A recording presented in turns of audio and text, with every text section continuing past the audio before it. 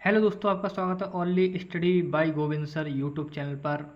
और दोस्तों आज हम पढ़ेंगे इसमें फ्यूचर कॉन्टिन्यूस टेंस के बारे में। तो दोस्तों हम जानेंगे फ्यूचर कॉन्टिन्यूस टेंस क्या होता है और इसके प्रयोग कैसे होते हैं। तो दोस्तों वीडियो को लास्ट तक जरूर देखना और चैनल को सब्सक्राइब और वीडियो को लाइक जरूर कर दें और बेल आइकन को प्रेस कर लें, जिससे कि आगे आने वाली वीडियो आपको आगे भी मिलती रहें। तो दोस्तों वीडियो को अंत तक जरूर देखना, तभी आपको बिल्कुल सब बातें क्लियर होंगी और तभी आप फ्यूचर कॉन्टिन्यूस टेंस को समझ पाओगे। तो दोस्तों कमेंट में ज़रूर बताना, लास्ट में वीडियो के लास्ट में ज़रूर बताना कमेंट में कि आपको वीडियो कैसी लगी। तो दोस्तों आज का हम टॉपिक शुरू करते हैं। तो आज का टॉपिक हमारा क्या है कि फ्यूचर कॉन्टिन्यूस टेंस। तो आज का टॉपिक क्या है? फ्यूचर कॉन्टिन्यूस टेंस, ठीक है ना दोस्तों। तो हमारा आज का टेंस है फ्यूचर कॉन्टिन्यूस। तो फ्यूचर कॉन्टिन्यूस टेंस, तो फ्यूचर कॉन्टिन्यूस टेंस किसे कहते हैं? तो दोस्तों देखो इसकी पहचान क्या है। तो फ्यूचर कॉन्टिन्यूस टेंस की पहचान है कि इस टेंस के वाक्यों की क्रियाओं के अंत में रहा होगा, रहे होंगे और रहा होगा। यानी इस टेंस के वाक्यों की क्रियाओं के अंत में, यानी हिंदी वाक्यों की क्रियाओं के अंत में क्या है? रहा होगा, रहे होंगे और रहा होगा। सही है, आदि शब्द समूह का प्रयोग होता है, ठीक है ना। फिर दूसरा है कि इन वाक्यों से भविष्य में कार्य का जारी रहना प्रकट होता है। यानी इन वाक्यों से क्या है? इन वाक्यों से यह है कि भविष्य में कोई कार्य हो रहा है तो उसके कार्य के जारी रहने का इसमें मतलब जारी रहने का प्रकट होता है। इसमें क्या दिया होता है कि उस समय काम हो रहा होगा, ठीक है ना। ऐसे मतलब बात कहते हैं कि वह क्रिकेट खेल रहा होगा, ठीक है ना। तो इन वाक्यों से भविष्य में कार्य का जारी रहना प्रकट होता है, ठीक है ना। और किंतु कार्य के होते रहने की अवधि नहीं दी होती है। लेकिन इसमें क्या है? कार्य के होते रहने की अवधि नहीं दी होती है, ठीक है ना। फिर अनुवाद के नियम क्या है? अनुवाद के नियम देखो कि आई और वी के साथ क्या है?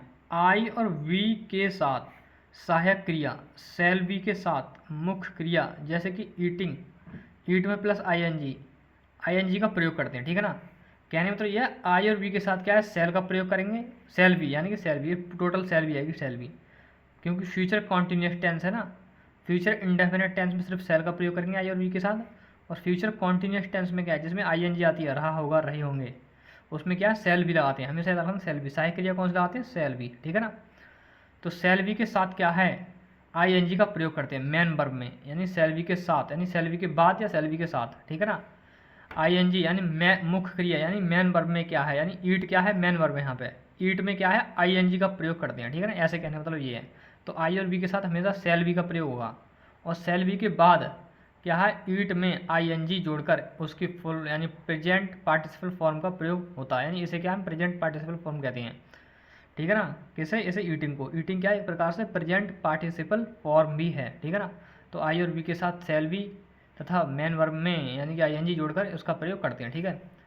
फिर है आई और बी के अतिरिक्त अन्य सभी कर्ताओं के सब्जेक्ट, यानी आई और बी के। तो फिर कह रहे हैं आई और बी के अतिरिक्त अन्य सभी कर्ताओं यानी सब्जेक्ट के साथ क्या है? विल भी लगाकर मुख्य क्रिया यानी मेन वर्ब की आईएनजी फॉर्म का प्रयोग करते हैं, ठीक है ना। समझ में आई बात? तो आई और बी के अतिरिक्त ना, आई और बी के अतिरिक्त क्या है? अतिरिक्त जो जितने भी सब्जेक्ट हैं उनके साथ क्या है? हमेशा विल बी का प्रयोग होगा, will be future continuous tense में, ठीक है ना। फ्यूचर कॉन्टिन्यूस टेंस में क्या है? आई और बी को छोड़कर बाकी सभी कर्ता इट, दे, ही, सी, कुछ भी हो, उसमें क्या है? विल बी लगाकर फिर उसके बाद मेन वर्ब मुख्य क्रिया में आईएनजी जोड़कर, यानी ईट में आईएनजी जोड़कर ईटिंग, गो में आईएनजी जोड़कर गोइंग, ठीक है ना। और जैसे प्ले, PLAY, और उसमें आईएनजी जोड़ दो प्लेस, यानी प्लेइंग हो जाएगा। फिर क्या हो जाएगा? प्लेइंग हो जाएगा, ठीक है ना। उसे बोलते हैं यानी आईएनजी फॉर्म, ठीक है ना। फिर नोट क्या है? नोट प्लेस में इस टेंस में स्टरडे का प्रयोग नहीं होता है। इस टेंस में क्या है? स्टरडे, कल के लिए स्टरडे का प्रयोग नहीं होता है, ठीक है ना। बल्कि कल के लिए टुमारो का प्रयोग होगा, जो आने वाला कल है। जाने वाले कल के लिए हम स्टरडे का प्रयोग हमेशा पास्ट में होता है, ठीक है ना। और टुमारो का प्रयोग हमेशा भविष्य में होता है। तो टुमारो का प्रयोग कब होगा? भविष्य में, ठीक है ना। तो इस टेंस में स्टरडे का प्रयोग नहीं होता है, बल्कि कल के लिए टुमारो का प्रयोग होता है, ठीक है ना। तो दोस्तों आगे चलते हैं हम।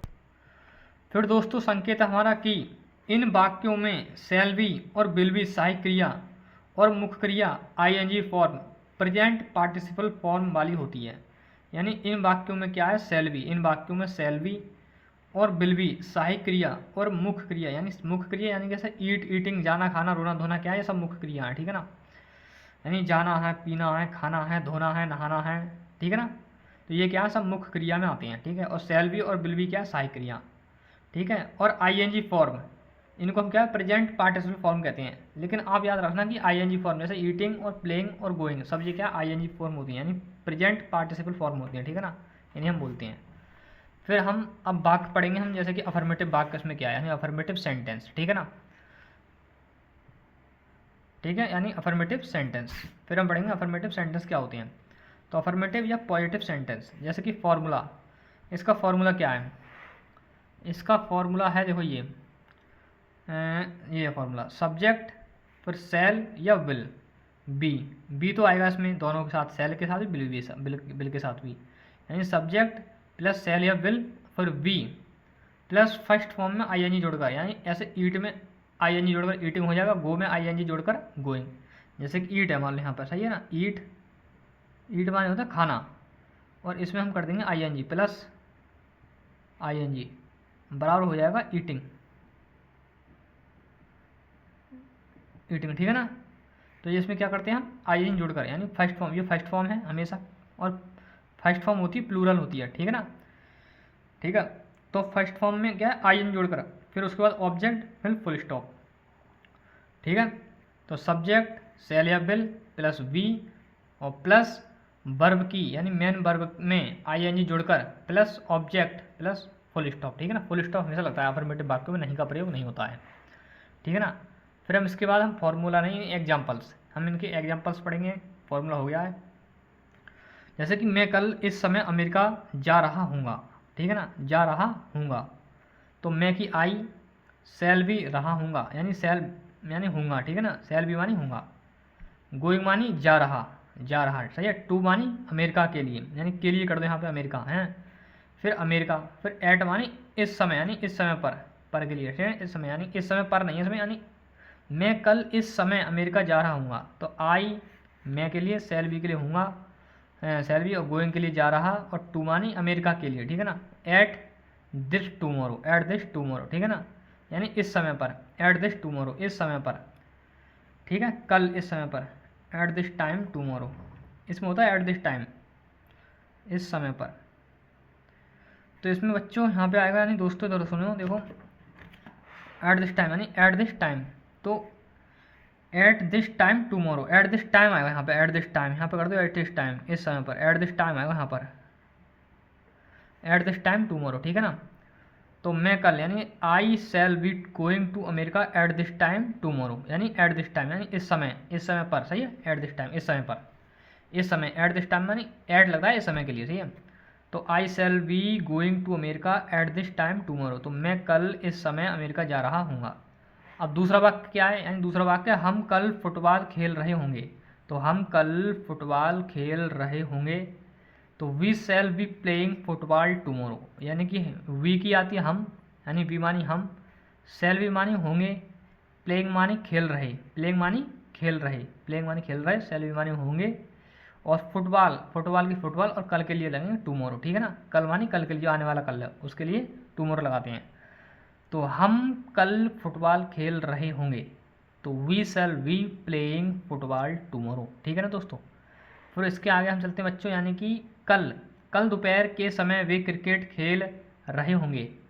तो कल दोपहर के समय वे क्रिकेट खेल रहे होंगे, तो वे कौन है, बहुत से हैं, तो they will be playing cricket tomorrow afternoon, यानी दोपहर के समय, आफ्टरनून है दोपहर के समय, सही है ना। तो आफ्टर, दोपहर के समय को पूरा करते हैं हम आफ्टरनून, सही है ना। दोपहर के समय की अंग्रेजी क्या है, इतने की अंग्रेजी पूरी है आफ्टरनून, ठीक है ना। समझो कि समय की अंग्रेजी अलग आएगी, ठीक है ना, तो समय की अंग्रेजी अलग नहीं आएगी, ठीक है। तो this will be playing cricket tomorrow afternoon, तो कल दोपहर के समय वे क्रिकेट खेल रहे होंगे, तो they will be playing cricket tomorrow afternoon, ठीक है ना।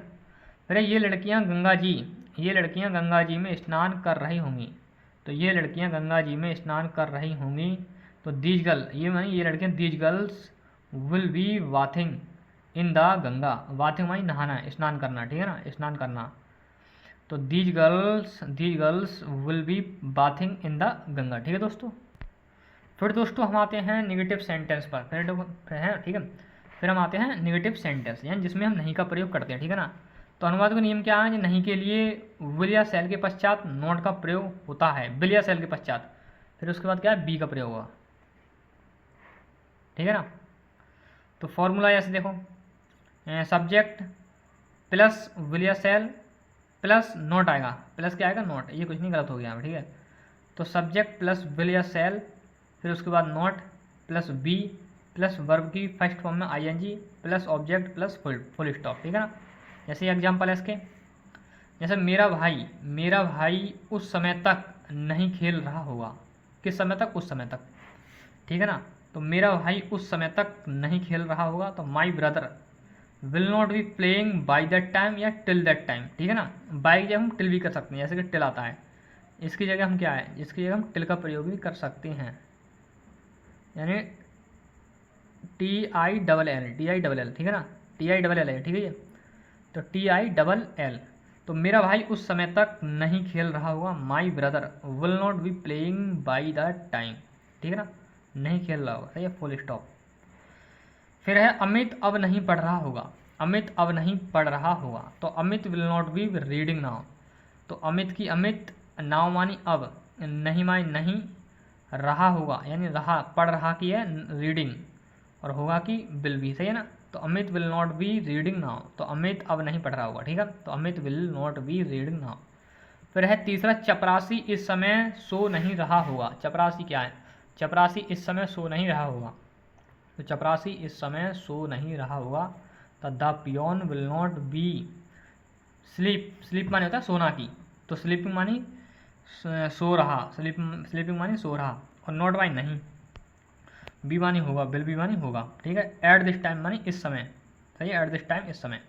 तो द पियोन, पियोन मानी चपरासी, द पियोन मानी चपरासी, क्योंकि हम पता है द क्यों आया यहाँ पे, द इसलिए आया है क्योंकि पियोन हम जानते हैं वो पियोन है, कौन है, ठीक है ना, उस पियोन को हम जानते हैं। तो जिस व्यक्ति को हम जानते हैं उस पर द आएगा, और जिसे नहीं जानते हम तो उस पर क्या है, ए और एन का प्रयोग होगा। तो ये बातें आएगी, हम आगे देखेंगे, ठीक है ना। तो दोस्तों इतनी बात रखो कि द है हमेशा निश्चित टाइम के लिए आता है, और ए और एन अनिश्चित टाइम के लिए, ठीक है, अनिश्चित समय, अनिश्चित यानी वस्तु के लिए, ठीक है, नाउन के लिए, अनिश्चित नाउन के लिए आता है ए और एन, और द आता है निश्चित नाउन के लिए, नाउन या प्रोनाउन के लिए, जिसे हम जानते हैं। तो चपरासी इस समय सो नहीं रहा होगा, तो the peon will not be sleeping at this time, ठीक है, तो एट दिस टाइम। फिर दोस्तों हमारे आते हैं इंटरोगेटिव सेंटेंस, जिसमें हम क्या है, क्वेश्चन वाले वो करते हैं, ठीक है ना। तो इसकी पहली टाइप क्या है, पहली टाइप है क्या शब्द से आरंभ वाले वाक्य, सही है ना, क्या शब्द से आरंभ होने वाले। तो इसका नियम है, देखो ये नियम है कि यदि प्रश्नवाचक वाक्य क्या शब्द से आरंभ हो, यानी प्रश्नवाचक वाक्य क्या है, यानी प्रश्नवाचक वाक्य, यदि प्रश्नवाचक वाक्य क्या शब्द से आरंभ हुआ है, तो क्या शब्द का अनुवाद वॉट से नहीं होगा, यानी क्या की अंग्रेजी वॉट का प्रयोग नहीं होता है, ठीक है ना, बल्कि वाक्य में सहायक क्रिया विल या सेल को कर्ता यानी सब्जेक्ट के अनुसार लिखते हैं, ठीक है ना, इतनी बात याद रखें। यानी कि अगर वाक्य में क्या है, क्या शब्द पहले आया है, हिंदी वाक्यों के शब्द में क्या है, हिंदी वाक्यों के जो वाक्य होते हैं, हिंदी वाक्यों के पहले यानी जो क्या आता है, यानी क्या आप जा रहे हो, क्या आप खा रहे हो, क्या आप पी रहे हो, ठीक है ना, क्या वह कल जाएगा। तो ऐसे वाक्यों में क्या होता है, क्या की अंग्रेजी हम वॉट का प्रयोग नहीं करते हैं, वैसे क्या की अंग्रेजी वॉट होती है लेकिन हम वॉट का प्रयोग नहीं करते हैं ऐसे वाक्यों में। फर्स्ट टाइप है इंटरोगेटिव सेंटेंस की, ठीक है, उसमें क्या है, सहायक क्रिया, किसी भी सेंटेंस की सहायक क्रिया, जैसे फ्यूचर सेंटेंस की क्या है, सेल या विल है, तो सेल या विल का प्रयोग करेंगे पहले, उसके बाद कर्ता आएगा। कर्ता किसके अनुसार आता है, जो सेल विल के अनुसार कर्ता आता है, यानी कर्ता के अनुसार आता है सेल विल, ठीक है ना, सेल विल के साथ कर्ता नहीं आता है। यानी कि सब्जेक्ट क्या है, अगर आई और बी है तो सेल का प्रयोग, और बाकी समय तो विल का प्रयोग होगा, ठीक है ना, ये तो आपको बात मैंने बता दी पहले ही। तो दोस्तों फर्स्ट टाइप इंटेरोगेटिव सेंटेंस का जो फॉर्मूला है वो है, ये देखो, विल या सेल सहायक क्रिया पहले आएगी, प्लस सब्जेक्ट, प्लस नॉट हो तो not, plus be, plus verb की फर्स्ट फॉर्म में ING, plus object, plus question mark हमेशा लगेगा इसमें, ठीक है ना, क्वेश्चन मार्क। तो जैसे कि क्या मास्टर साहब इस समय पढ़ा रहे होंगे, क्या मास्टर साहब, तो क्या की अंग्रेजी यहाँ पर बोर्ड का प्रयोग नहीं होता है, यहाँ पे क्या की अंग्रेजी विल है, ठीक है ना, किसके अनुसार, टीचर के अनुसार, टीचर के साथ यानी आई और वी के साथ सेल और बाकी अन्य सभी कर्ताओं के साथ क्या है, विल का प्रयोग करते हैं। तो द टीचर क्या वी है इसमें, आई है इसमें, कुछ नहीं है, तो इसमें क्या विल आएगा, ठीक है ना।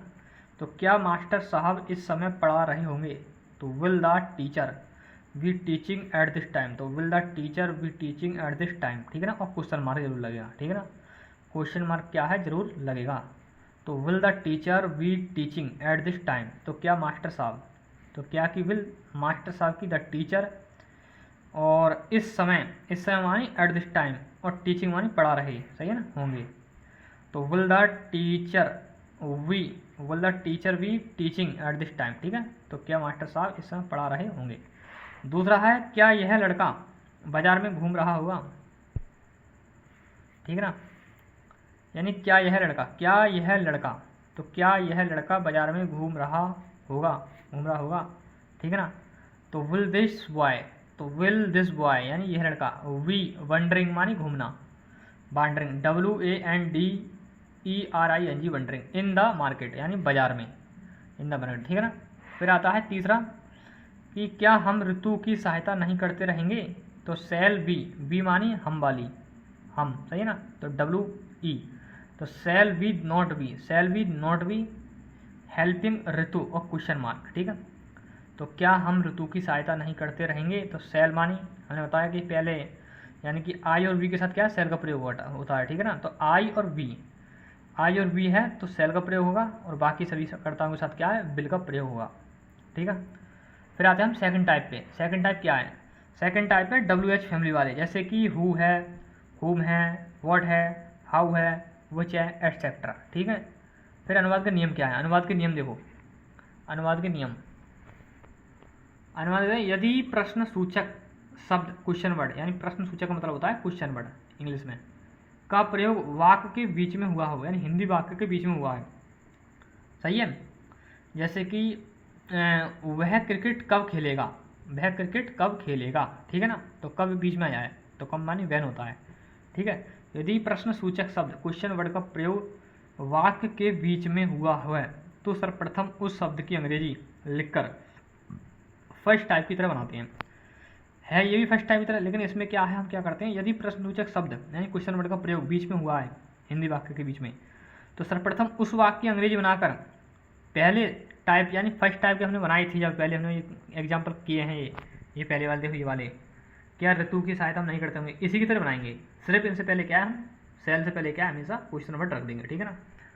तो हम आते हैं नीचे, फिर यानी अनुवाद के नियम, ठीक है। तो अनुवाद नियम क्या है, यानी कि यदि प्रश्न सूचक शब्द क्वेश्चन वर्ड का प्रयोग वाक्य के यानी हिंदी वाक्य के बीच में हुआ है तो सर्वप्रथम उस शब्द की अंग्रेजी लिखकर फर्स्ट टाइप के प्रश्नवाचक वाक्यों के आधार पर प्रश्नवाचक वाक्यों का वाक्य का अनुवाद करते हैं, ठीक है। जैसे कि कितने फल, अब यहाँ पे ये समझो दूसरा नंबर क्या है, कितने फल के लिए आती है हाउ मेनी फ्रूट्स, कितना दूध हाउ मच मिल्क, कौन से लड़के विच बॉयज, सही है, ठीक है। का प्रयोग विधि पर ध्यान दीजिए, का प्रयोग विधि पर ध्यान दीजिए, प्रयोग विधि पर ध्यान दीजिए, ठीक है ना। जैसे कि नोट हाउ मैनी संख्यावाचक शब्द है, हाउ मैनी किसको दर्शाता है, हाउ मैनी दर्शाता है नंबर को, ठीक है ना, यानी कितनी संख्या है।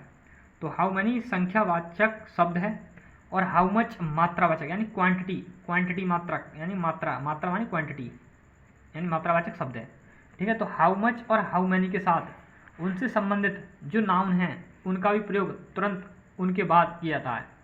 जैसे कि कितने फ्रूट्स, तो कितने फ्रूट्स, ठीक है ना, तो कितना कितनी क्या है, कितने फ्रूट्स, तो फ्रूट्स क्या है, नाउन है, तो कितने से पहले कितने के बाद आया है फ्रूट्स, ठीक है। तो फ्रूट को भी हम कितने के साथ ले लेंगे, ठीक है। तो कितने माने हाउ मैनी फ्रूट्स, ठीक है ना। ऐसे विच क्या है, एक चयन सिलेक्शन प्रदर्शित होता है, विच से क्या है, कौन सा कौन सी, विच माने होता है हिंदी अर्थ है इसका विच का कौन सा कौन सी, तो कौन से लड़के कौन सी लड़कियां हैं, और कौन सी मतलब वस्तु, ठीक है, कौन सी बॉल कौन सी गेंद कौन सा बल्ला, ठीक है। ऐसे विच क्या है, चयन करता है कौन सा कौन सी से, तो सिलेक्शन प्रदर्शित होता है, इसके भी साथ क्या है, नाउन का प्रयोग होता है जिसके बाद आया, यानी कौन से लड़के, तो विच बॉयज। और हु का प्रयोग ध्यानपूर्वक समझिए, हु का प्रयोग ध्यानपूर्वक समझिए कि ये हु है, हु स्वयं सब्जेक्ट है और क्वेश्चन वर्ड दोनों का कार्य करता है। हु क्या है, क्वेश्चन वर्ड और स्वयं सब्जेक्ट भी है, ये दोनों काम करता है। फिर कि आप कहो कि क्वेश्चन वर्ड क्यों नहीं आया, हु के बाद तुरंत सेल या विल और फिल यानी कि बी आएगा, यानी ये नहीं है क्वेश्चन वर्ड, ये क्वेश्चन वर्ड भी है ये और ये सब्जेक्ट भी है, ठीक है, ये दोनों काम करता है, ठीक है दोस्तों। फिर दोस्तों इसका फॉर्मूला क्या है, यानी क्वेश्चन बढ़ाएगा plus shall will plus subject plus be plus first form ING plus object plus question mark, ठीक है ना। जैसे कि उसे कल कौन पढ़ा रहा होगा, ठीक है ना, ये हु वाला आ गया। तो उसे कल कौन पढ़ा रहा होगा, जो कार्य करता है सब्जेक्ट, और जिस पे कार्य होता है वो क्या ऑब्जेक्ट होता है, ठीक है ना। जिस पर कार्य होता है उसे हम कहते हैं ऑब्जेक्ट, और जो कार्य कर रहा है उसे कहते हैं हम सब्जेक्ट। ये बात याद रखना, ठीक है। जैसे कि हु, उसे कल कौन पढ़ा रहा होगा, तो कौन पढ़ा रहा होगा, तो ये तो काम कर रहा है, कौन पढ़ा रहा होगा, तो हु विल बी टीचिंग हर, किसे, उसे माने क्या ऑब्जेक्ट है, किसे, उसे।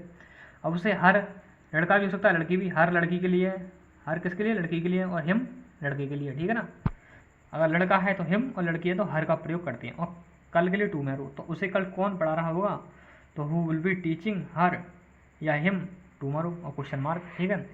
फिर वह कितने फल खाती रहेगी, तो वह कितने फल खाती रहेगी, तो how many fruits will she be eating और क्वेश्चन मार्क, ठीक है ना। तो how many fruits will she be eating question mark. और तीसरा है कौन से लड़के कक्षा को सजाते रहेंगे, तो कौन से लड़के, तो which boys will be decorating, मानी सजाना, DECORATING डेकोरेटिंग दिस क्लास, इस क्लास को, ठीक है ना, यानी कक्षा को।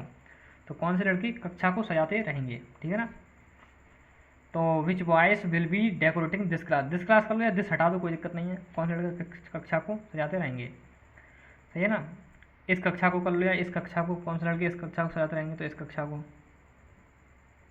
सही है ना। तो कौन से लड़के इस कक्षा को सजाते रहेंगे, तो which boys will be decorating this class, यानी इस कक्षा, दिस क्लास।